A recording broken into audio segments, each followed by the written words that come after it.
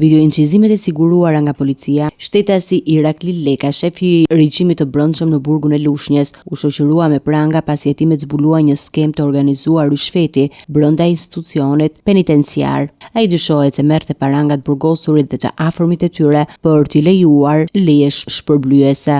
Video incizimet e siguruara nga policia tregojnë momentin kur Leka merr para në këmbim të një leje 5 ditore për një të dënuar. Hetimet paraprake kanë nxjerrë në pa se për çdo leje shefi i regjimit të brendshëm merrte deri në 700 euro, një praktikë që sipas organeve të drejtësisë mund të konsiderohet korrupsion i organizuar brenda burgut. Pas shoqërimit, drejtoria e përgjithshme e burgjeve ka marrë masa të menjëhershme. Leka është përjashtuar nga detyra, ndërsa drejtori dhe nëndrejtori i burgut janë pezulluar pa afat. Ky pezullim ka për qëllim mbrojtjen e procesit hetimor dhe ndjekjen e çdo indikacioni që mund të lidhë drejtuesit e lartë në këtë skem korruptive. Sipas burimeve të drejtorisë së burgjeve, nëse hetimet do të konfirmojnë përfshirjen e tyre, rasti do të referohet në SPAK për procedim të mëtejshëm penal. Institucioni ka theksuar se distancohet nga këto veprime dhe dënon çdo akt palishëm dhe korruptiv, duke cilësuar si shkelje të rëndë të etikës dhe misionit të sistemit penitenciar.